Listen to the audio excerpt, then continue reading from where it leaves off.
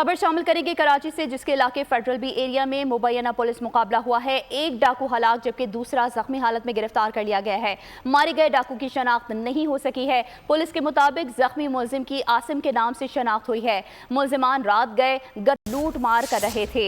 Karachi federal B area में मुबैना police मुकाबला हुआ है। एक डाकू हलाक जबकि दूसरा जख्मी हालत में गिरफ्तार कर लिया गया है। मारे गए डाकू की शनाख्त नहीं हो सकी है। पुलिस के मुताबिक जख्मी मुलजिम की आसिम के नाम से शनाख्त हुई है। मज़ीद तफसीलात जानेंगे खुर्रम गुलजार से। खुर्रम, आगाह कीजिएगा। जी बिल्कुल, ये फेडरल बी एरिया ब्लॉक 22 का वक़्वा है कि सिक्योरिटी गार्ड की फायरिंग से एक डाकू हलाक है, दूसरा जख्मी हुआ है।